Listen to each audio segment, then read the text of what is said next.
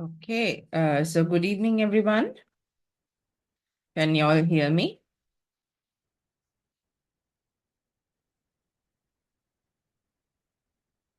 Am I audible?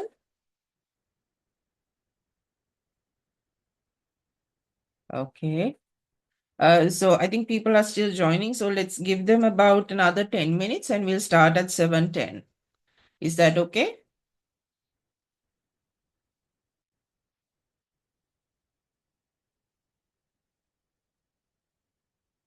Okay.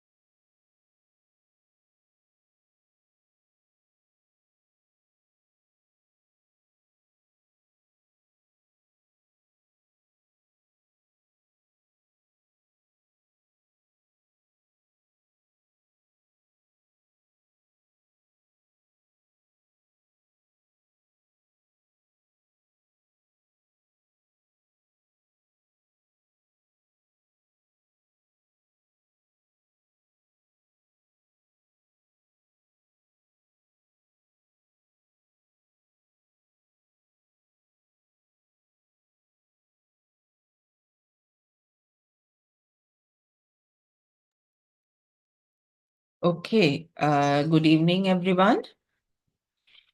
So we will start today's lecture. This is going to be about project risk management. So risk management is one of the more important activities that we have to do in a project. And this will basically, through project management, we can basically uh, try to ensure to a large extent whether we can finish the project on time and within the budget.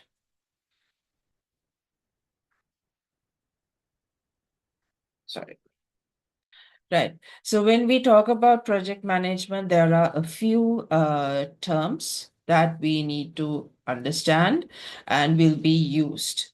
Uh, the first one is project risk. Right?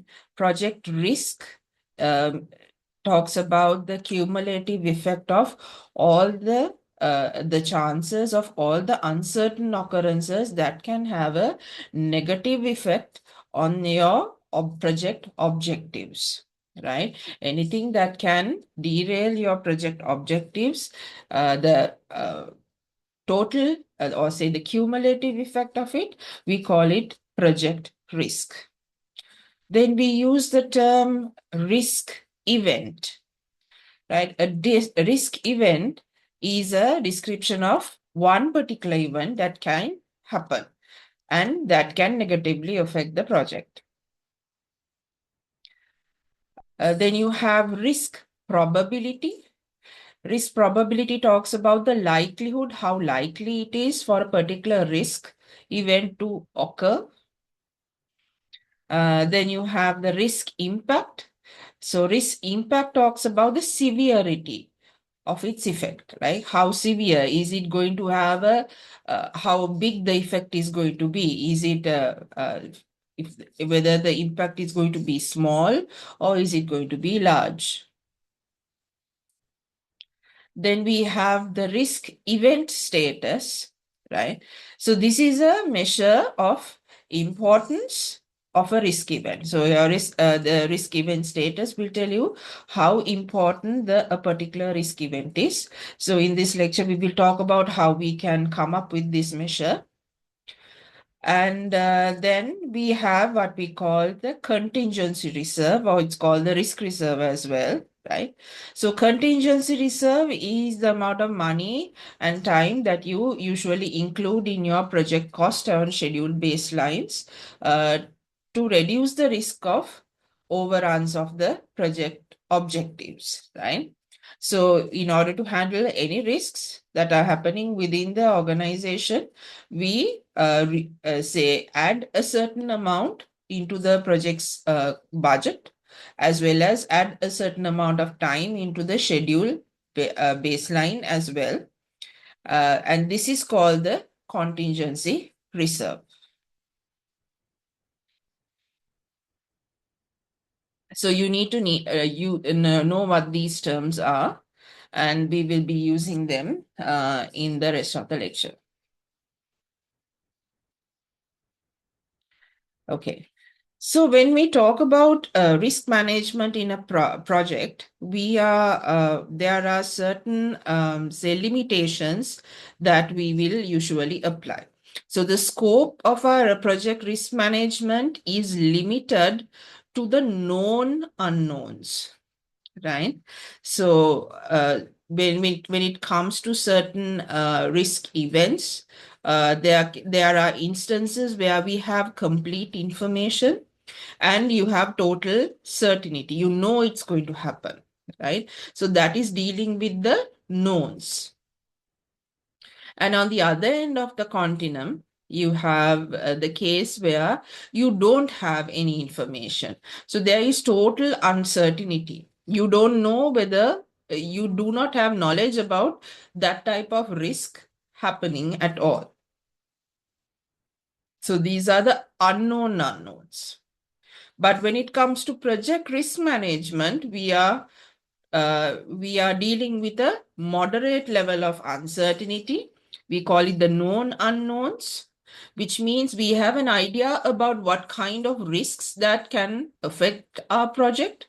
but we don't know for sure, right? We don't know whether it is going to happen for sure. Okay, so when we talk about project risk management, we are only addressing these known unknowns.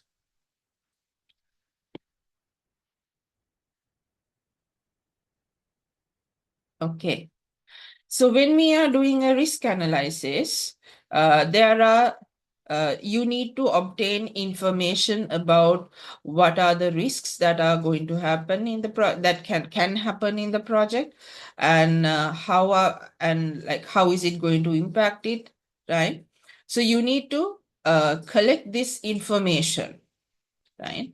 How are you going to collect this information? So there are some techniques that we can use. So the first one is you can analyze the plans and any related documents, right? You can look at the project plans and the documents, and through that you can identify what kind of risks the project might face. Then you can compare with similar systems and see what kind of risks a similar project has faced. Then you can look at data from engineering or any other models. Then you can use your own experience, right, when you are coming up with uh, information about risk, as well as you can interview more experienced people and experts in the area. And through that, also you can obtain this information.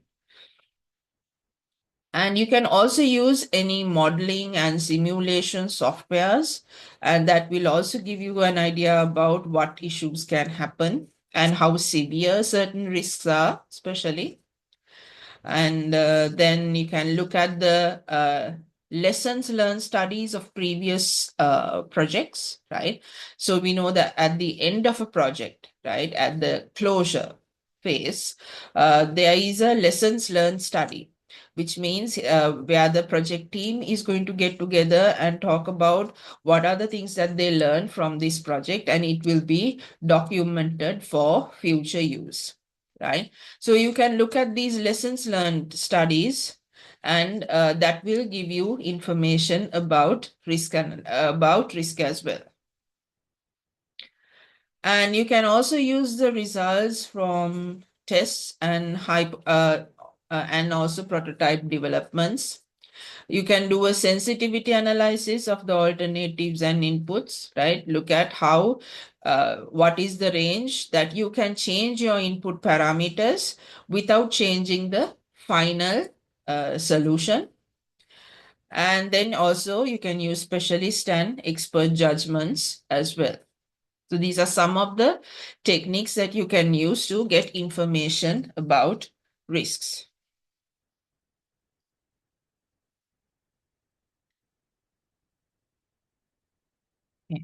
So we have one of the main documents that we develop during this activity of risk management is called the risk management plan, right? So this document is developed at the beginning of the project, and it will give you a framework about how you are going to deal with risk throughout the lifetime of the project. So here you will identify, assess, and try to manage and monitor the project risk events that can affect the project. So this will help the project managers to deal with any uncertainties in the project, and when they arise, and before they can impact their project altogether. So in a risk management plan, there are several pieces of important information which is going to be included. The first important piece of information is the risk management methodology, right? So this risk management methodology will spell out what are approaches, what are the tools and data sources that you are going to use when you are handling a risk, right? And then you have the roles and responsibilities. right? So for every risk activity, there will be a person who is going to be responsible for it. So it will spell out, it will name a person who is going to be, who does what in the risk management in the project. So how are the team members going to be involved in it? And how are the members of the company's risk management teams going to be involved in this as well? Then the third one is the budgeting and timing. So you need to develop a budget for the process of risk management itself in the project, right? And also you need to think about how frequently you're going to follow this risk management process. So the risk management process will generate certain documentation for the project, and how often are you going to update these information, and in these documents will also need to be decided. Then you have reporting and monitoring, right? So this is about defining how a particular risk is going to be reported and communicated to the stakeholders, right? And how risk events and triggers are going to be monitored throughout the project, and how the information is going to be preserved or documented for the purpose of lessons learned.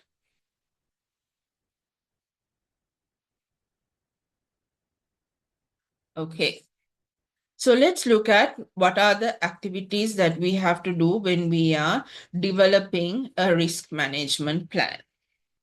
So the first one is risk identification. So this involves identifying all the risks that could affect the project. Then you need to categorize the risks based on the impact. We talked about the risk impact, and then the risk severity, the risk probability, right?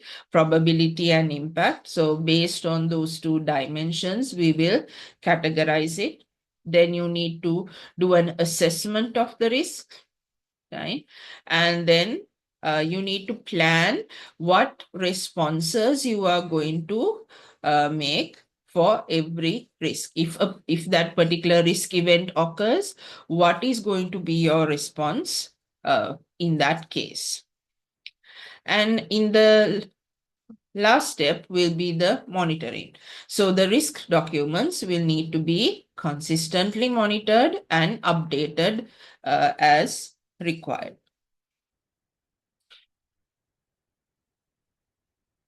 So let's start with the first step in this process, which is the risk identification. Do you have any questions up to now? Anything that you want to discuss?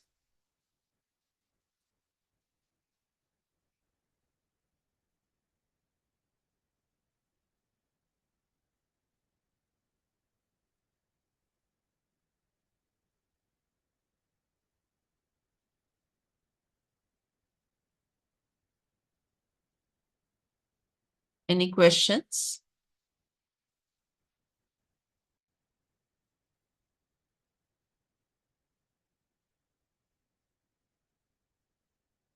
All clear?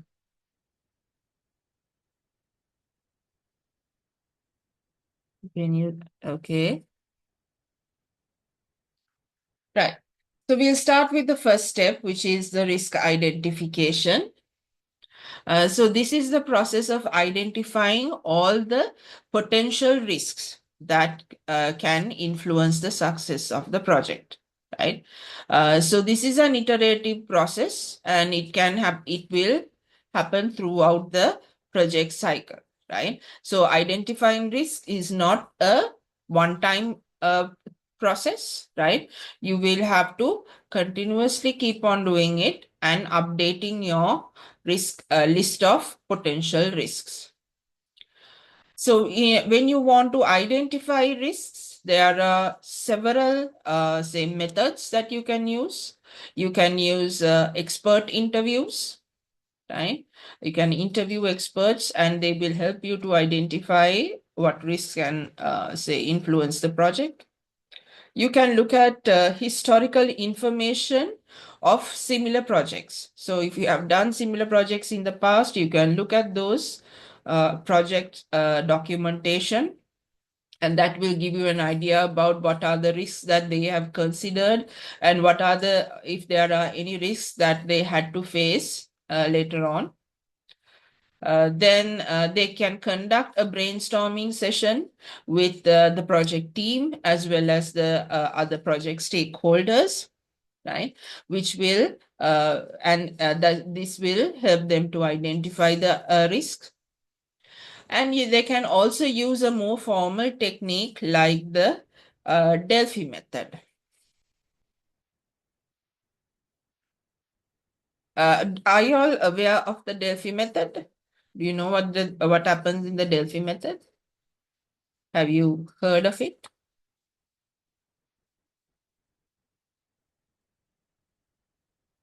Okay, so let me explain this briefly. So Delphi method, um, so Delphi method is where in this you will select a panel of experts who you are going to collect information from, right? So this panel of experts will be, you will send them a email, right? So this panel is not going to meet with each other. You are going to handle the communication with them individually. So there will be a moderator or a coordinator in this process. And this particular moderator will be sending an email, a set of questions, right, to all the panel members individually. And they will provide their answers and send it back. So once this moderator receives all the answers from the panel members, he or she will summarize the information that she has got from the panel members. And once after creating the summary, she will send this particular summary plus another set of questions to all the panel members again. Okay, so for the second time, they will be sending a summary and another set of questions. So then the panel members, they will look at the summary and sometimes they might change their ideas based on what other people have said. And they will answer the questions and send it back to the moderator.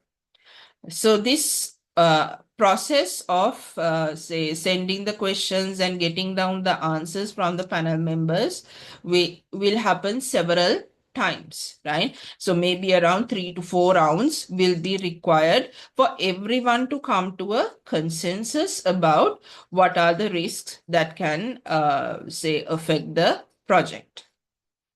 Okay.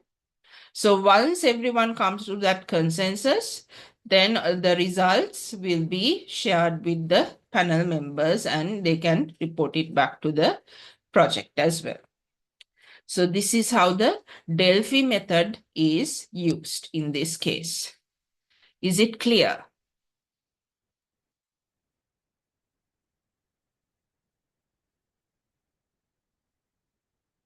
So in this Delphi method, the panel members, as I said, they don't meet with each other. They don't know who else is in the panel.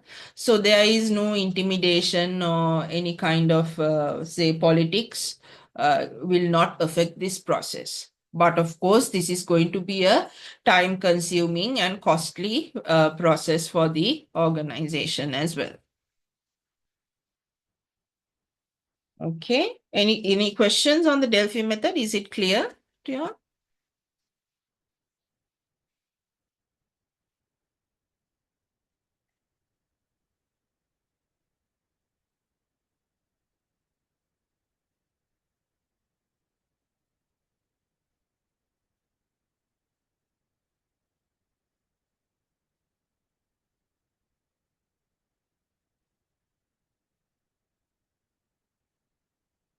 Is it you have anything to clarify, or if you want me to explain again, you can.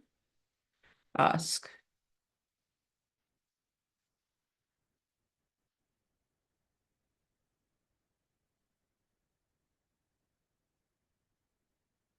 Okay, who creates the panel? So the organization can select who is going to be in the panel. So the project manager, in this case, he or she can select who is going to be in the panel. So they have to be, they must have some expertise about the risk, about projects as well as risk management. Okay.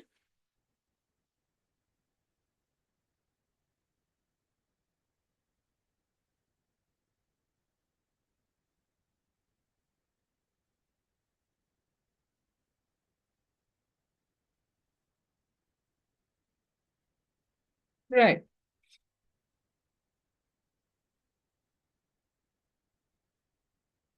Right. So when you are identifying risk, there are a few considerations that you will need to take into account, right? So we know that certain risks, it can vary across the project life cycle. Some risks, the occurrence is relatively high at the early stages, but in the latter stages, it is going to be low, right? So in your risk register, we'll talk about what this risk register is. So you need to appropriately change the situation when you are approaching the later stages. Then risk events, they are usually not very independent, right? So there can be interactions with other risk events as well, right? So there are interdependencies between risk events. So you need to identify these interdependencies as well when you are identifying the risks. And the risk identification process, it should be conducted in a systematic way so that you can keep track of what are the risks that are so that you will not lose say ideas and answers that you get during this process. So you will identify different categories of risks during this process, as well as a number of common risks that can affect a project.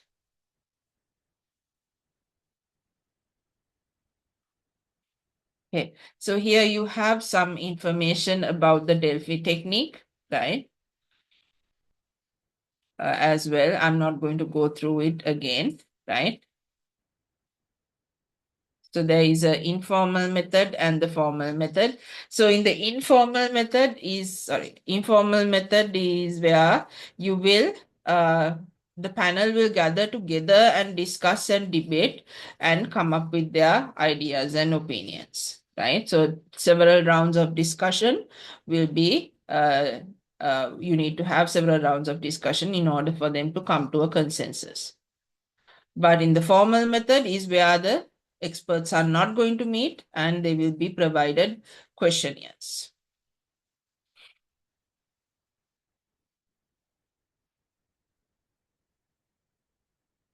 Okay.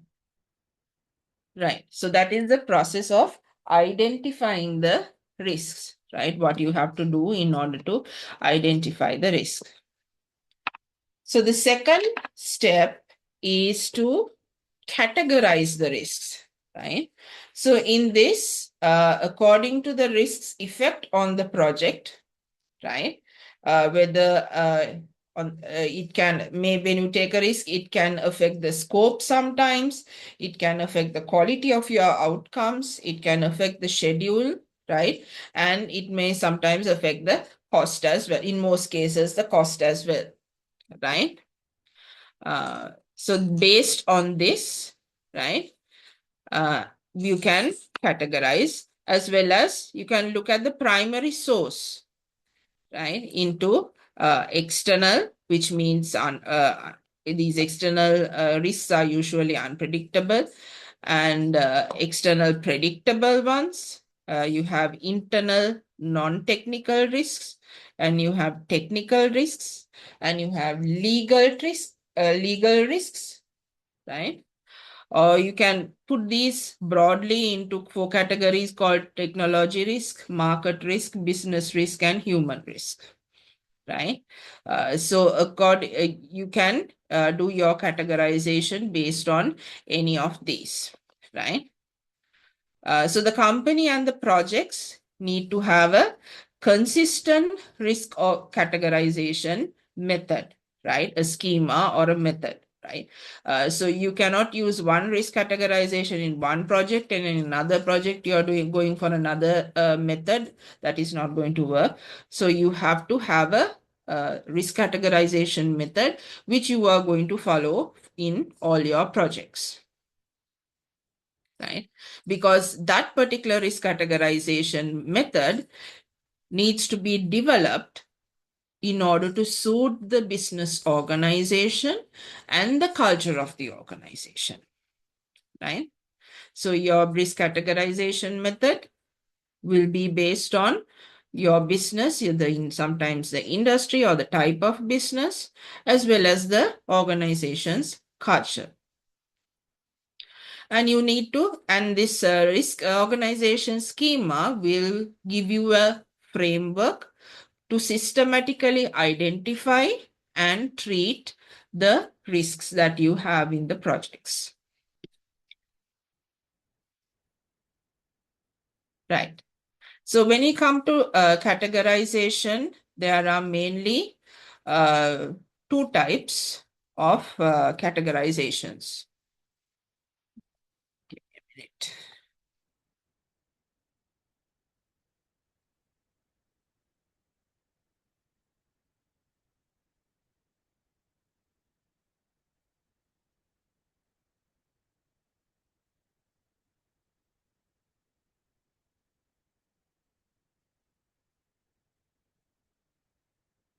Oh, sorry. Yeah.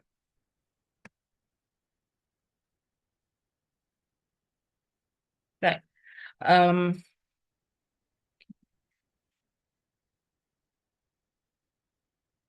so next we come to the assessment step, right?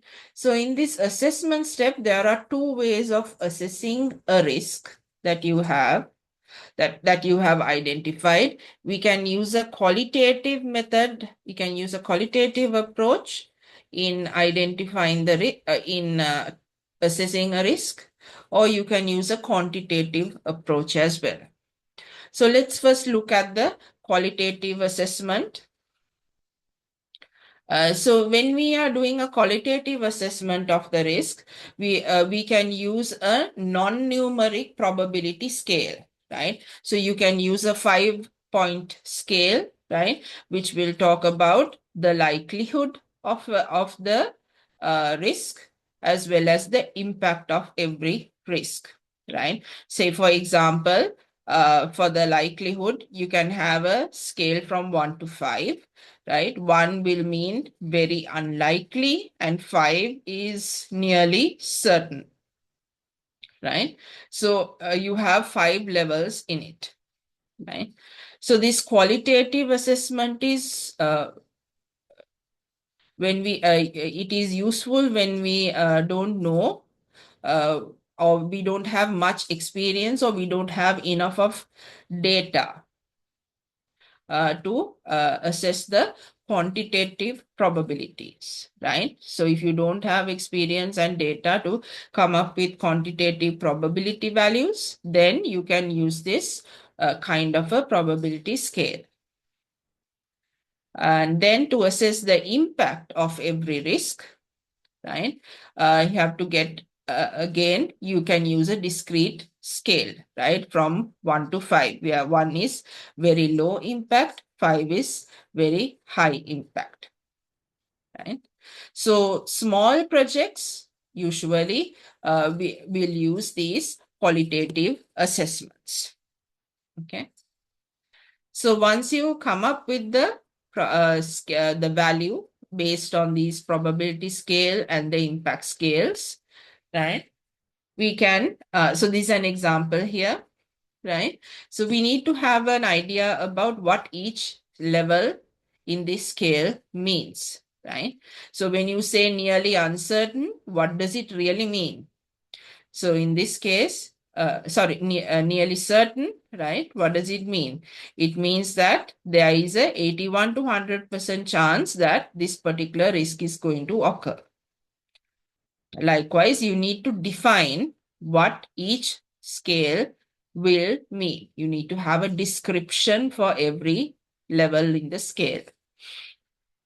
Similarly, when it comes to the risk impact, right? Very low means what does it mean when you say that the impact is very low? It means that you can have a slight schedule delay, right? If the impact is very high, then it will mean that you can expect a overall project delay which is larger than 25%. Okay. So once you have the two scales, you have to come up with what it means. You have to have a description on what every level in your scale means.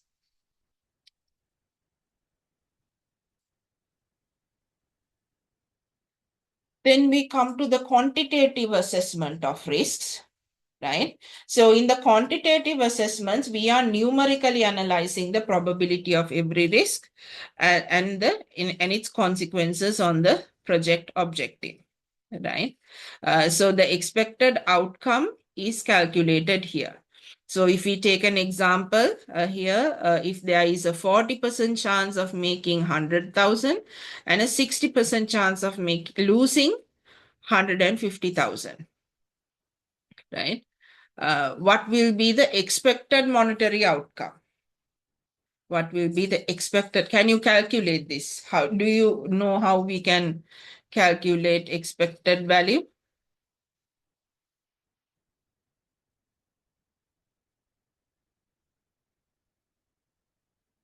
You might have calculated the expected value earlier.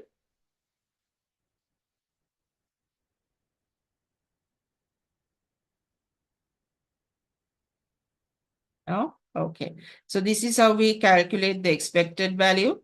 So for every event, you will have multiply the probability by the effect or what you get, right? So here in the first one, you will have, my writing is not very good though, 40% multiplied by 100,000. I think I should rather, okay, let me do this.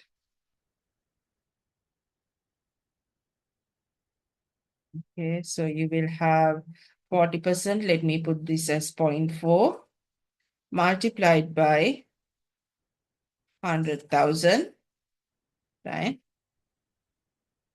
So this will be the first one. Then we will add. The second one is 60% chance of losing 150,000. So you have 0.6 multiplied by minus 150,000.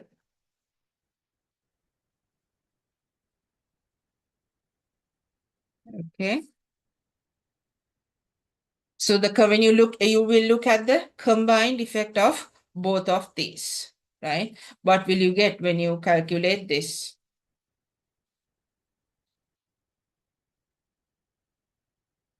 How much will you get? Can you calculate and tell me?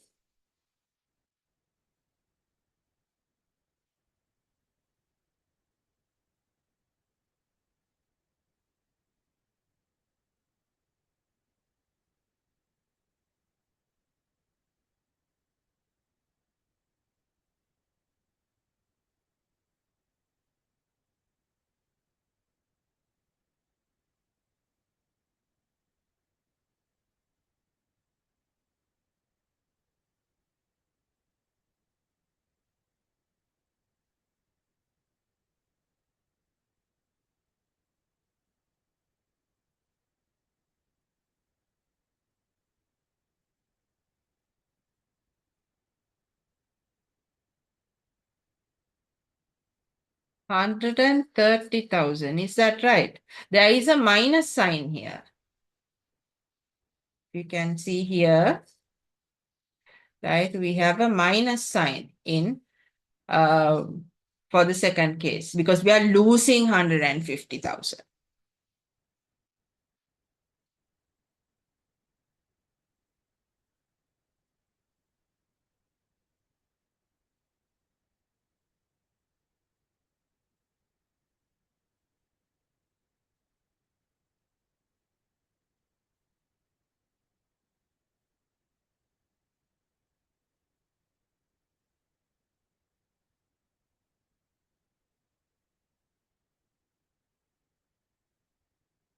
Basic, is it 50,000 or 5,000? You have mentioned, you have typed 5,000.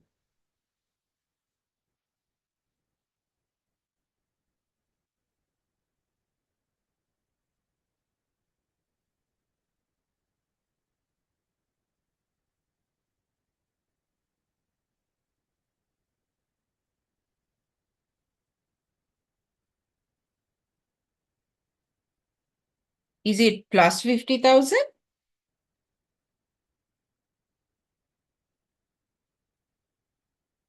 Are you sure? Can you check the calculation again? Yes, it is minus 50,000.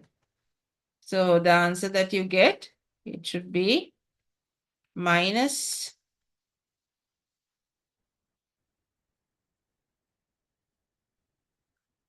minus 50,000, which means that overall you are going to lose 50,000, right? So that is the expected outcome. So your expected outcome out of this, in this case, is that you are going to lose $50,000.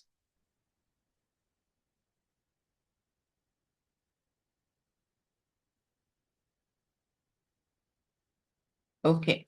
So let's look at, is it clear how we do the calculation of expected outcome, expected value? Any questions on that?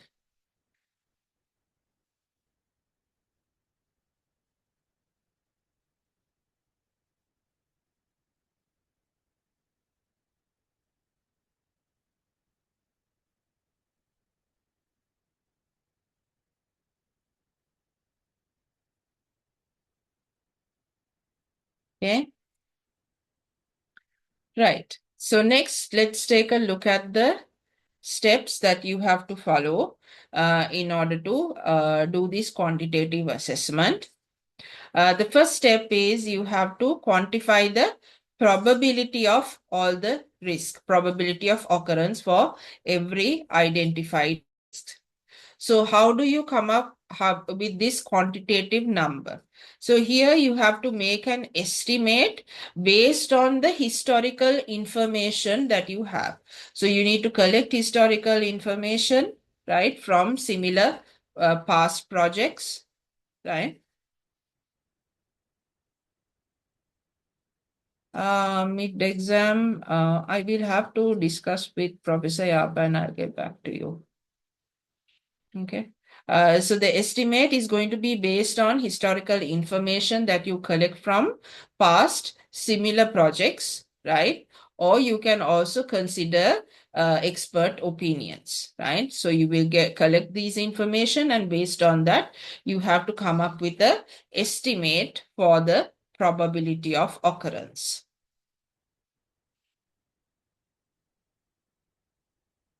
Then in the second step, you have to determine the risk impact, right?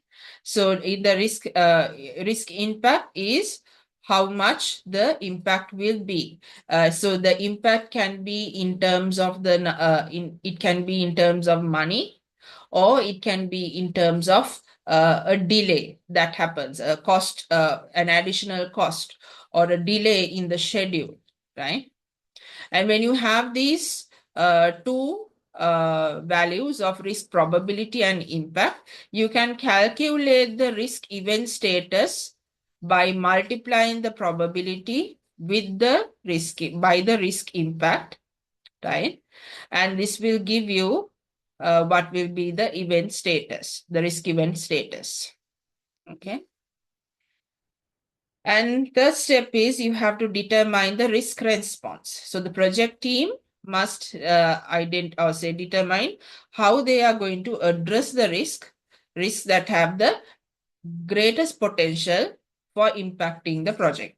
So based on the risk event status, you can identify what are the more critical risks and then what are the lesser risks. So you have to do something about the critical risks, right? So you have to identify how you're going to respond to them.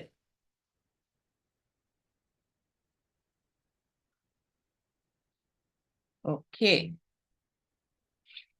Right. So these are a few examples of, sorry.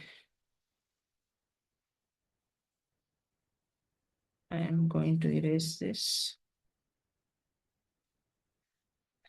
So these are a few response strategies. So when we talk about responding to a risk, there are mainly 4 ways that we can respond to a particular risk, right? So these strategies are called avoidance, transference, mitigation, and acceptance, right? So avoidance strategy means that you change the project plan so that you can eliminate the risk entirely. If there is a particular risk, you can, in order to eliminate that risk, you will change the project plan. So this is called avoidance. When you look, if you take an example, right? If you don't have expert for business process analysis within your organization. So that can be a risk when you are doing your project. So what can you do in order to avoid that risk? You can hire an expert, right? You can hire an expert in business process analysis. That is the first strategy. So the second strategy that you can use is called transference. Right? So transference means you can shift the risk consequences to a third party. So without taking the brunt of the risk, you can transfer it to a third party entirely. So if you take the example, when you try to do the quality testing in-house, the process is slow, right? So when you have a slow process, that means it is going to delay the project. Okay, so when you instead of trying to do it internally, what you can do is you can transfer that responsibility to a third party, and you can hire a professional testing firm, and you can give them deadlines as you want and get it done. So that's called transference strategy. Then the third strategy is the mitigation strategy. Right? So mitigation means you try to reduce the probability or the impact of the risk, right? So so when you try to reduce the probability or the impact of the risk, then we know that the risk event status will go down. If we take, for example, you have the risk that say decision delays can happen because your sponsor is having a busy schedule, right? So every time you try to get the sign off from your sponsor, there is delays. So what can you do in this case in order to reduce the probability or impact? You can reduce the number of major milestone decision points in the entire project, right? So that will reduce how often you have to say deal with the sponsor when you are making decisions. Okay, so that is what you call the mitigation strategy. Then the fourth one is the acceptance, right? So in acceptance, what you're doing is you will acknowledge the risk, right, without taking any immediate action, right? Say, for example, there is some uncertain future issue, right? So what you will do is you will establish a contingency reserve, right? And but you will not take any immediate action about it. Okay. So these are 4 these are the 4 types of response strategies that you can employ when you are coming up with the risk management plan. Is this clear about the response strategies?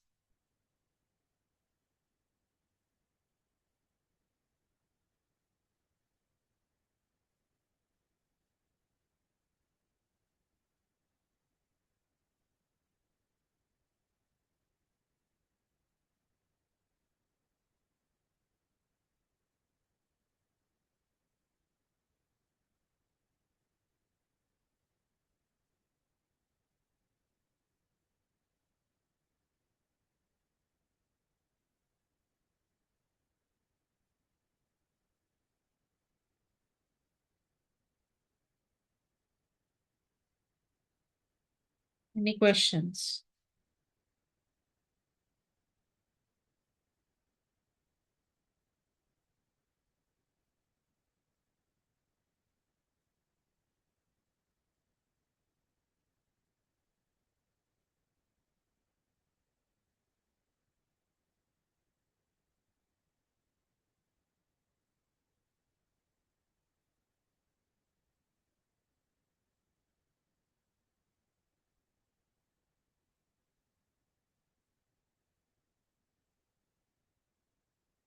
All clear?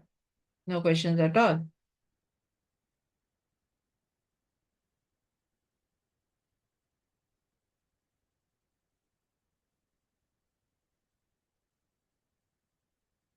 Can someone reply?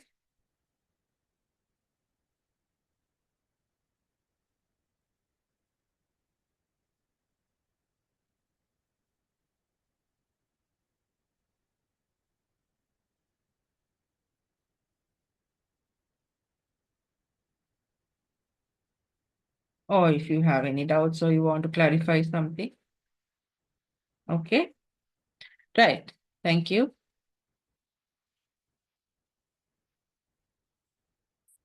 Right. Then we come to the next step of risk monitoring. Right. Yeah.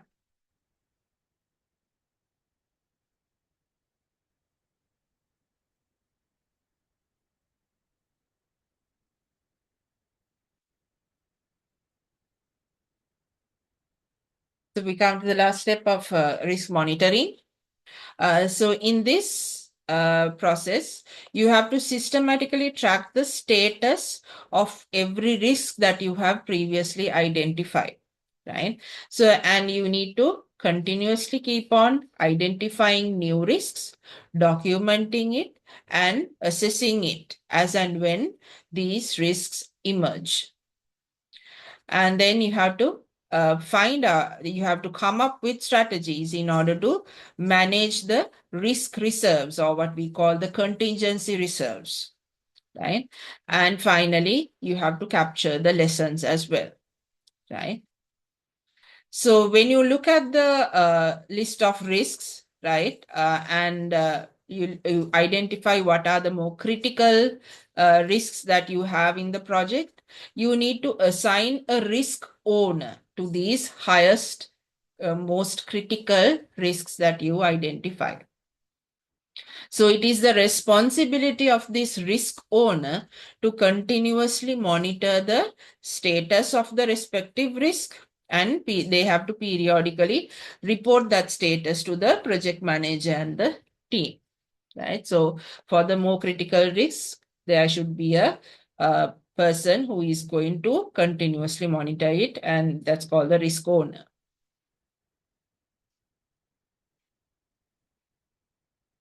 Okay. So when we try to compare issue and risks, right?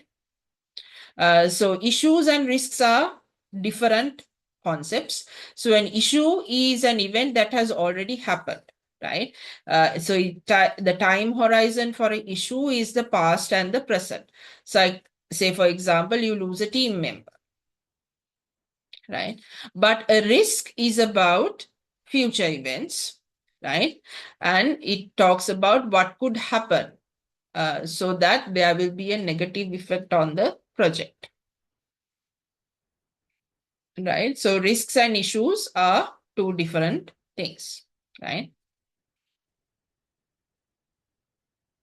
Okay. So there are several tools that we can use when we are managing risks. So we will talk about three of those tools. You have the risk identification checklist, you have the risk register, and the risk assessment matrix. So the first one is the risk identification checklist, right? So this list of risks that you identify, right, from the identification phase, it is going to be unique for every organization.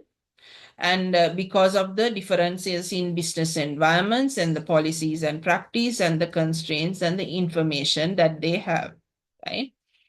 And you have to maintain a consistency in identifying risk through developing a standard set of risk categories, right? So you will have a standard set of risk categories in this, and you can identify certain risks under each of these categories.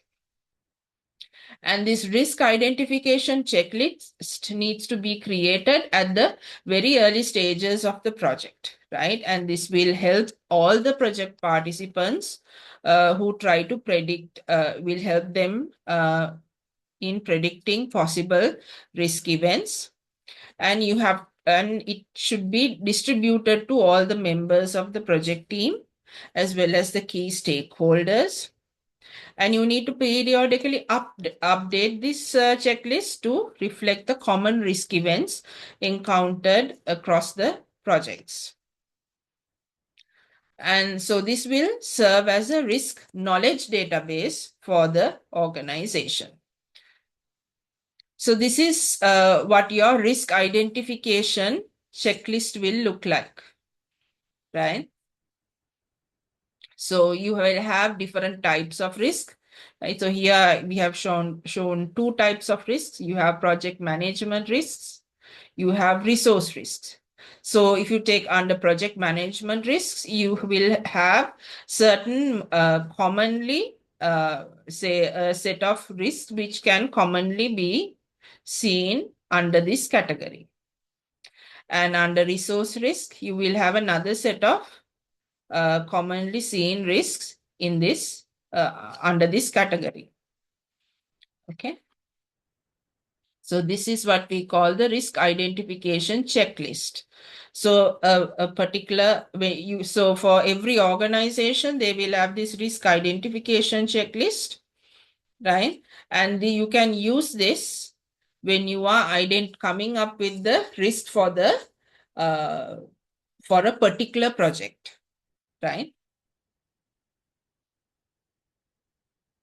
Is that clear? Any questions?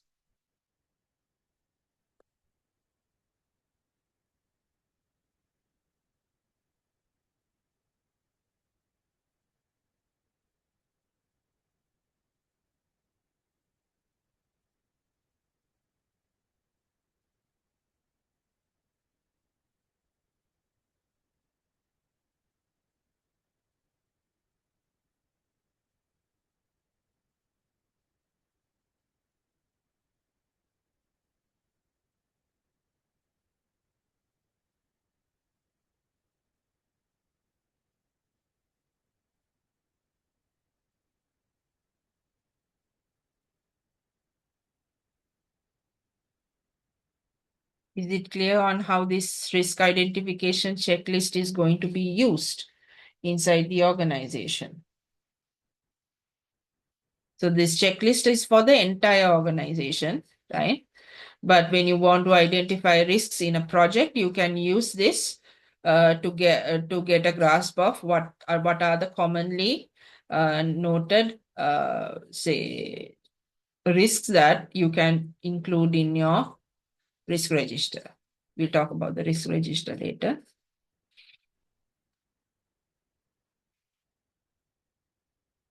Okay, so the second tool is what we call the risk register.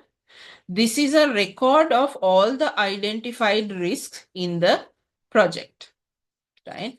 So this is you will have it's like a central repository of all the open and closed risk events, right? So in this risk register, you will have a description of every risk event. You will have a risk event identifier. So when you are identifying the identification of the identification numbers are going to be associated with the level in the work breakdown structure element as well. Then you will have the risk assessment outcome, right? And there will be a description of what your response plan is. What is your response plan? And the summary of actions that you have taken and the current status, right? What you have done and what is the current status. And the risk events are prioritized, the register in the register and based on the risk assessment score or a qualitative analysis. So a risk register needs to be, it's an evolving document, right? So you need to continuously keep on updating this risk register, and it will tell you the status of every risk that you are trying to manage in a particular project.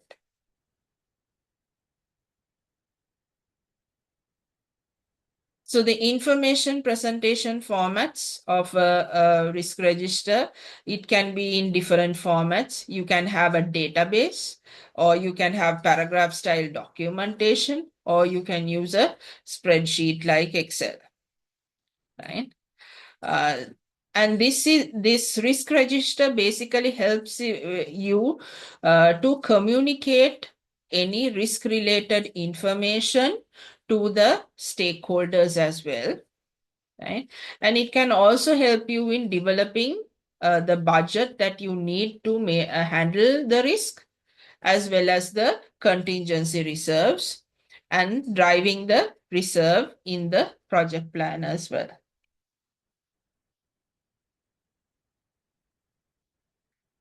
Okay, so this is an example of a risk register. So if I go through this, you have the first risk, right? What is the risk that they are talking about?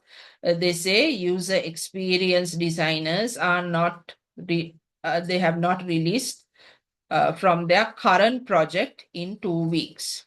So if they are not released from their current project, what is going to happen? The project kickoff will be delayed by 2 weeks. Okay. So this risk was opened on this date. The date is given here, right? It was triggered on a particular date, right? This risk occurred on a particular date, and the risk was closed, all right? So a risk will be closed once the existence of the risk is no longer required, or it will not be there anymore, right? So once the risk is resolved, you can close it. So the dates of opening of the trigger and the closed is going to be mentioned here. And then you have the risk analysis here, right? So you will have the likelihood, right? So likelihood can be measured in qualitatively or quantitatively. So here they have a qualitative measure, right? So likelihood is 5, and the impact is given as 2. So we multiply the likelihood by the impact, and that will give us the severity of the particular risk. So whether it is going to be high, extremely critical, or is it high, or is it low, that information will be given here.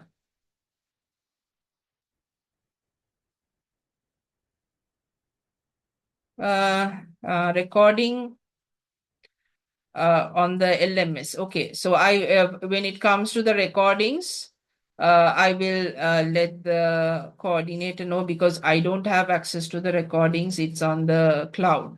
So they will have to work on that, I guess. I will let them know about it and try to get it for you all as soon as possible.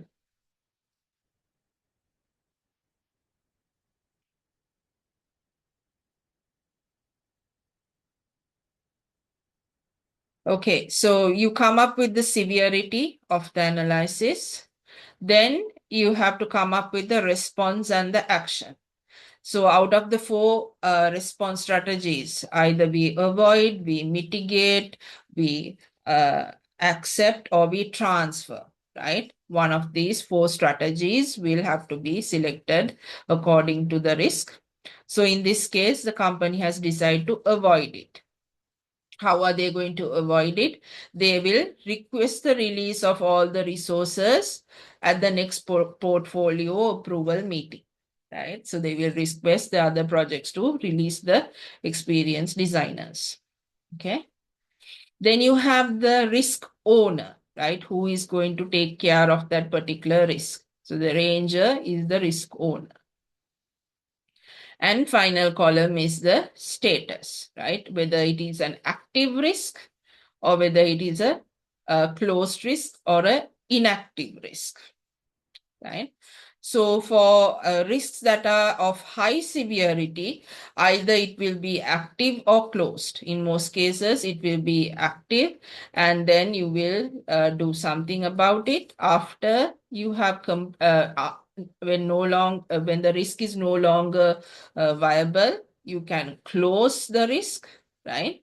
But in the case where you're dealing with risks which are of lower severity, in this case, you will not be doing anything about those risks. Usually, you will be monitoring it continuously. So that is a inactive state. You are not doing anything, say, to reduce the risk. So if you look at the first risk, the status is closed, right? So the portfolio decision body approved the hiring of 3 additional people. So that solved the problem or the risks that they had, right? So once that is done, the risk is no longer a problem for them. So they can close it. So if you look at the second risk, right, you can see insufficient digital data storage capacity is available for weekend customer transactions. So when you don't have enough of data storage, the system will experience unscheduled downtimes. So the risk is opened on a particular day, and this happened on in April, right? So we can similarly do the analysis, likelihood, and the impact, and we can see that there is high level of severity. So here they have taken the response strategy of mitigation, right? So what they have done is they enable the system transaction limits over each weekend until additional storage is available. And the risk owner is assigned. And in this case, this particular risk is active, right? So the transaction limit feature is in development. They are still developing that. And the request for quotes for additional storage have been released. So they are in the process of solving the problem, right? So it is a active risk yet. Okay. So these are the information that you have to include in your project risk register.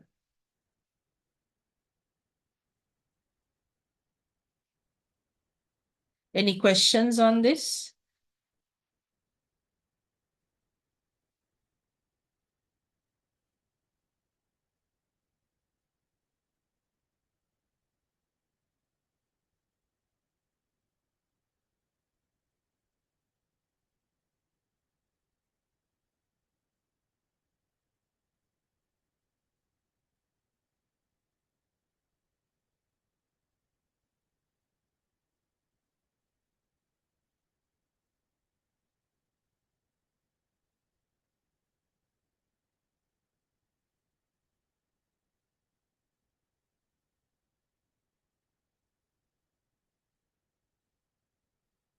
Any questions? Or is it all clear?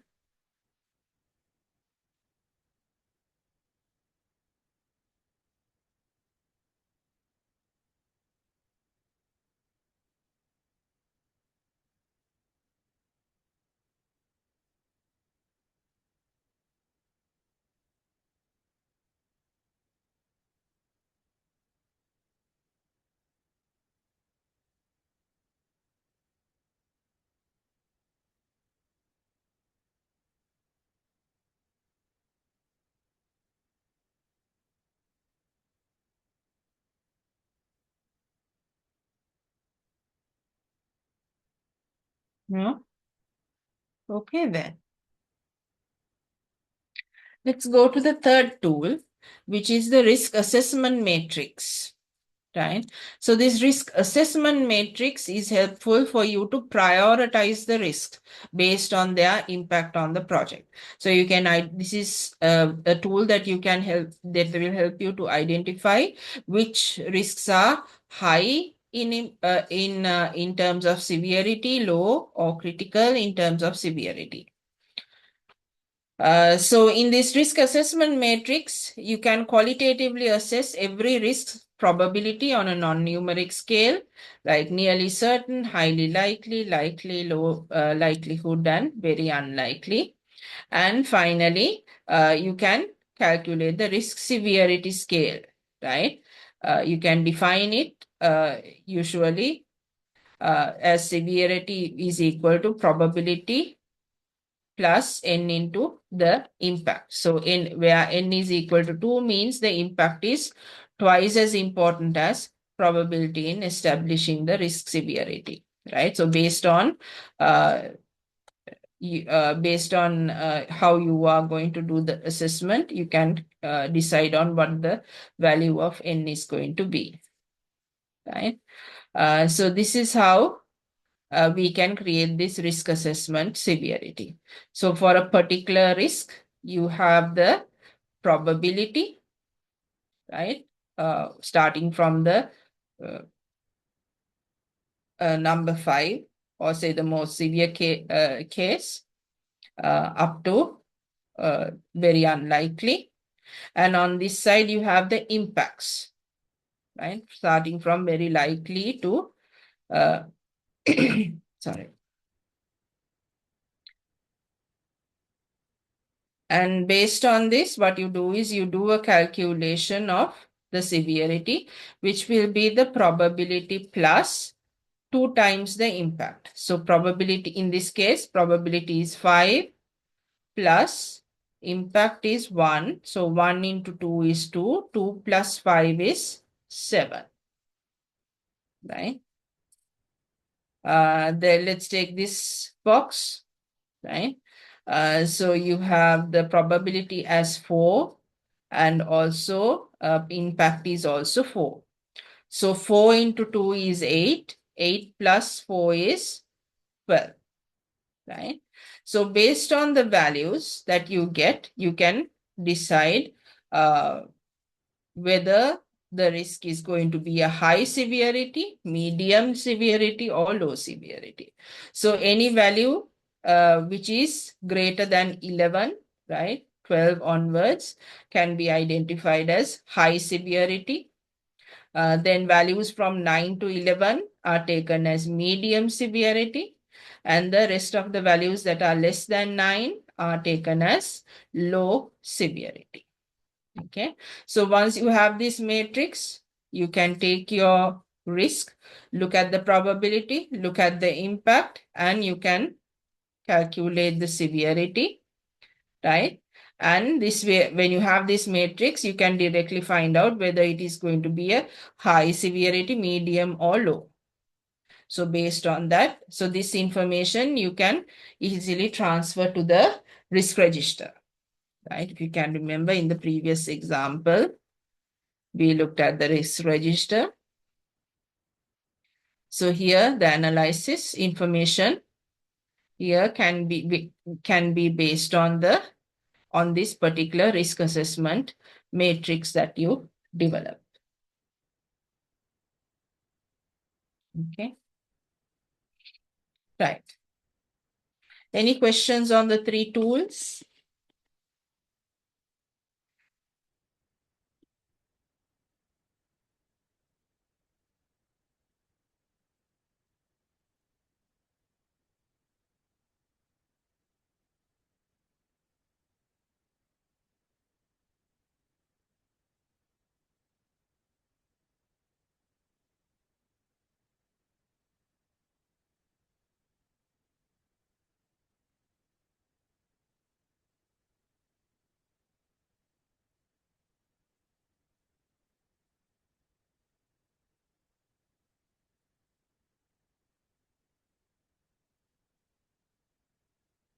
Any questions? Can you answer, please?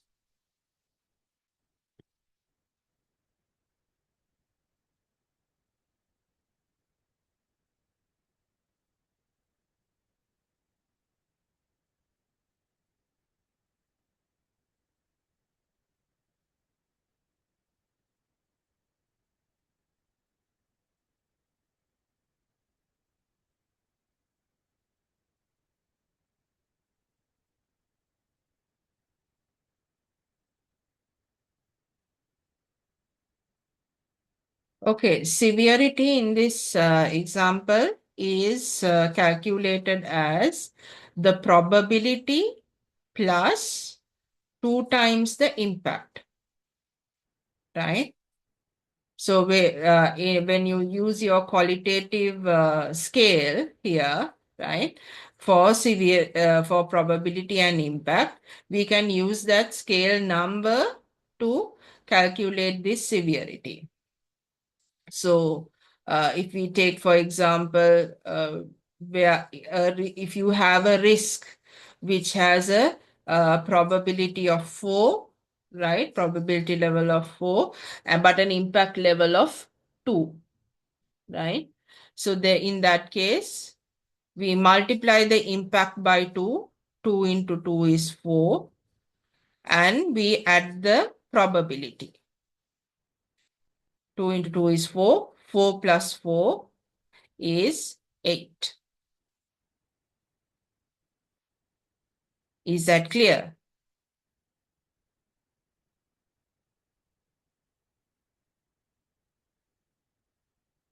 Okay.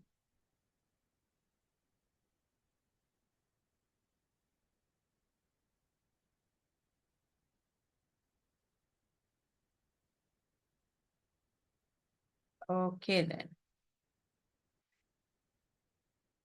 Right. So what are the benefits of risk management? So when it comes to risk management, it offers the organization or the project the opportunity to identify how they are going to reduce the risks in a proactive manner, which means we are trying to do something about a risk before it actually occurs, right? And you will come up with a way on how you are going to provide a systematic response to the risk that you have in a project. And it builds confidence with your stakeholders as well, because they will understand that their interests are properly guarded against any risks that you have in the project. And the project manager will be able to maintain better control over the project and the decisions. And it provides an opportunity to capture some key learnings which can be used for future projects. Okay, so these are the things that we discussed today. We talked about the risk management continuum, right?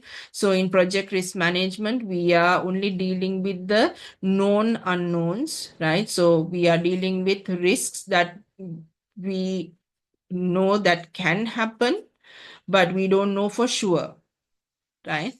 And we talked about different techniques of obtaining information for risk analysis. We talked about the risk management plan and how to develop a risk management plan. So as we discussed, there are 5 steps. First, you need to identify the risks. Second, you have to categorize it. Then you have to assess the risks. So when in assessment, there are 2 methods. Either you can do it qualitatively or you can do it quantitatively. Then you have to plan your responses. We talked about 4 response strategies that can be used. So you have avoidance, acceptance, transference, and mitigation. And then the final step is where you will monitor, right? So you have to keep on monitoring uh, your risks to know how it is evolving inside the project. And finally, we discussed 3 tools that you can use in order to manage the risks. We talked about the risk identification checklist. We talked about the risk register and the risk assessment matrix. Okay, so do you have any questions on this content that we covered up to now?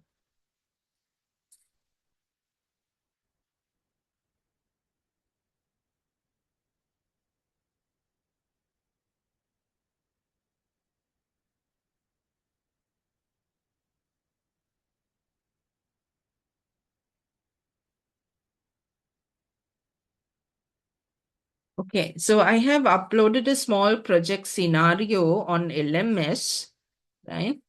Can you please read through that small scenario, and there are a few questions that you will have to answer. Let me get that.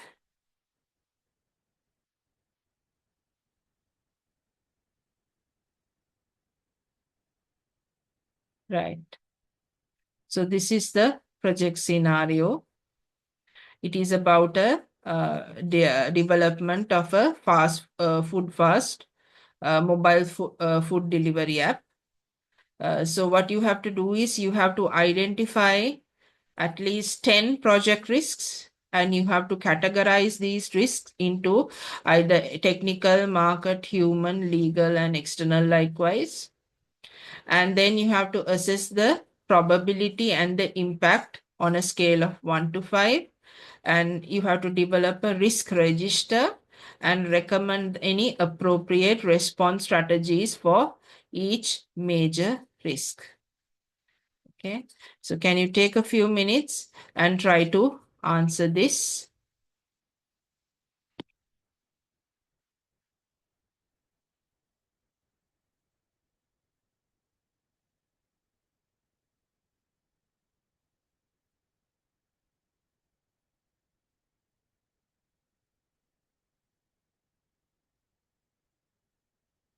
Any questions on what to do here?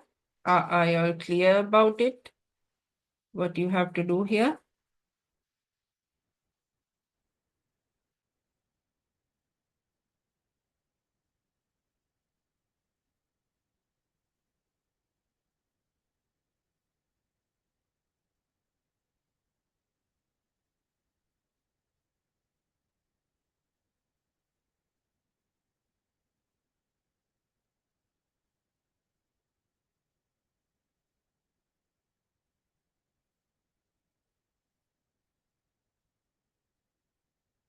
Okay, then take about half an hour and try to come up with the answers for this, and then we'll discuss them.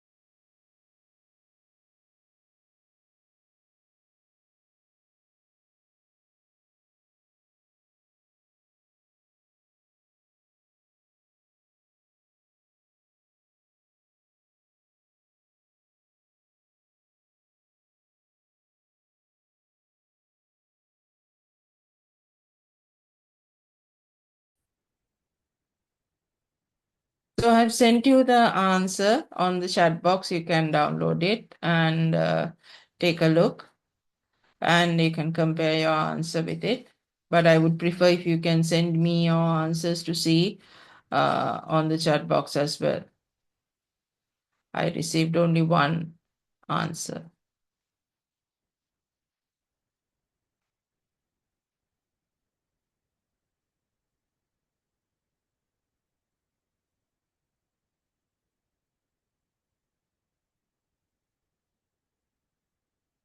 Any questions on this activity that we did, or anything that we discussed today?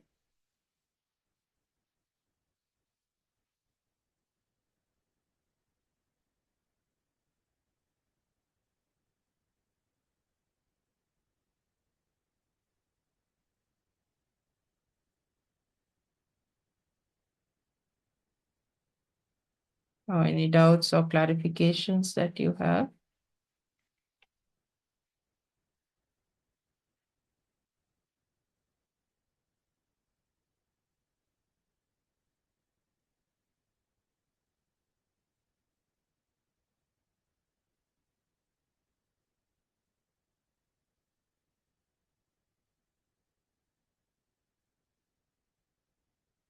Okay, then, if you don't have any questions, I think we can wrap up the session. Thank you so much and have a good night.